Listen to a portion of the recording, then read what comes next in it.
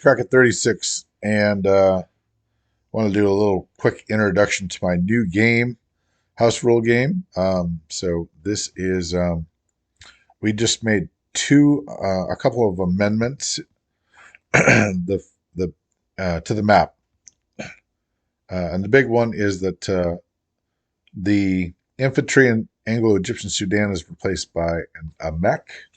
I'll explain the reason why. And the one in South Africa is replaced by a mech. So they begin the game with 4 mechs, just like the Germans. Now, honestly speaking, the Germans they're going to be able to use theirs right away, and that's obviously more advantageous. Plus, I've got to move mine off the island, so not quite 1-to-1, but you know, let's see. So also. Well, let me take you to the rules. So here is the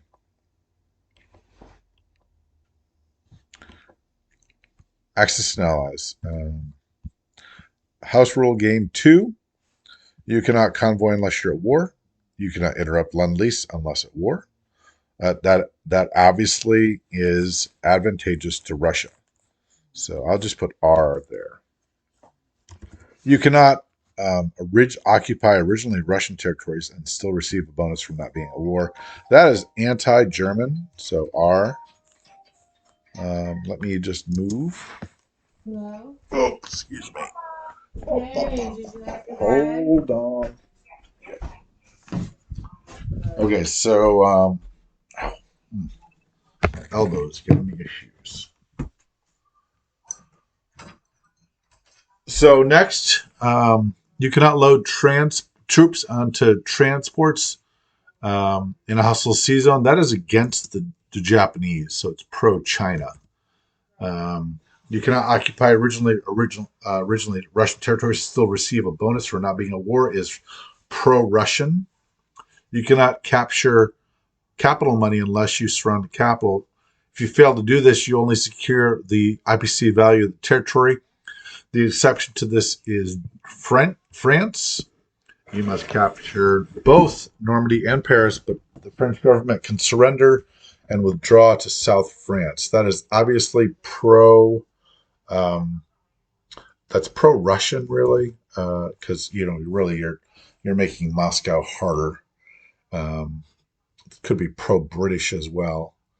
Uh, and then cruisers and destroyers can carry 1 infantry, cost 1 extra to train and load onto ships, and they attack at a 2 in the first round of amphibious invasion.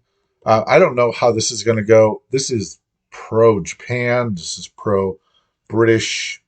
Could be Japan, British, and U.S.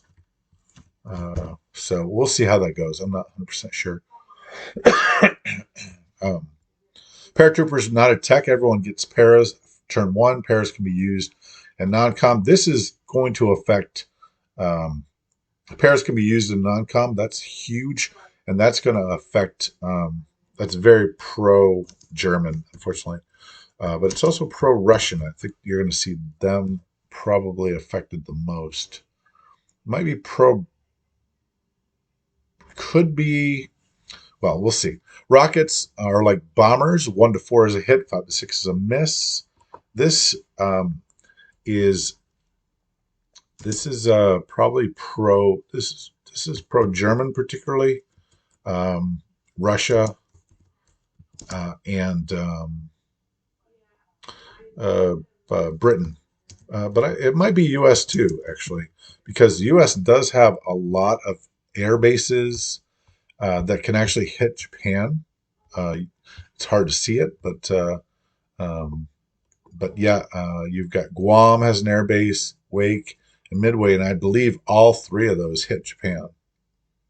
So interesting one there.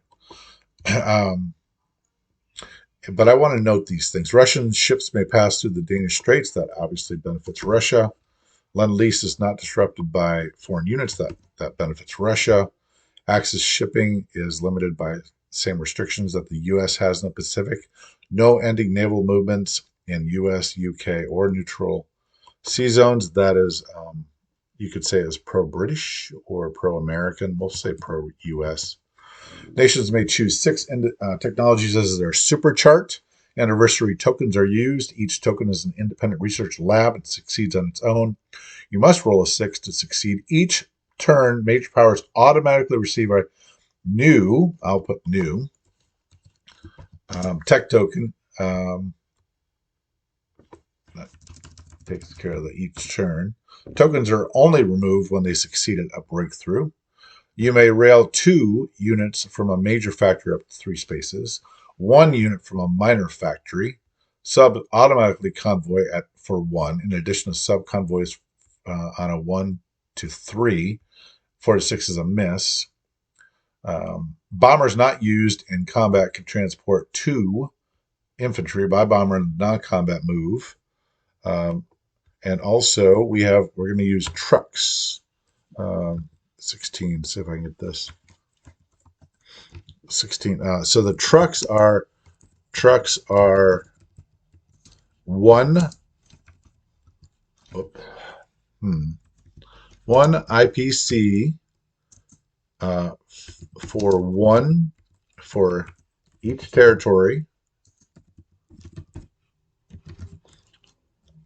Moving an infantry or an artillery 1 extra space. So trucks are 1 IPC for 1 territory, not each territory, for 1 territory, moving an infantry or an artillery 1 extra space. Okay. And then reminder, paratroopers and improved mechanized infantry are not technologies, they are rules in force. Russian super chart is advanced artillery is 1, radar 2, war bonds 3, increased factory production 4, long range air 5, rockets 6. British super chart shared with all Commonwealth powers. Shipyards 1, radar 2, war bonds 3, increased factory production 4, long range aircraft 5, rockets 6. I could quite squeeze in there heavy bombers. But I'm not sure what I would take out. Maybe radar, because I just don't defend as much. I'm going to do that. I'm going to squeeze out this and put in heavy bombers.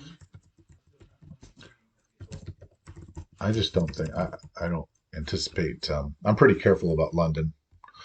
The United States superchart, shipyards, heavy bombers, 3 war bonds, 4 increased factory production, 6, 5 large air, and 6 rockets. Okay, and that'll be when you get all those, you can move on to the next chart, obviously. Also, we did something for fun, and this is just for fun. I'll put it down as fun. We allowed each of us to pick 1 facility. Facility,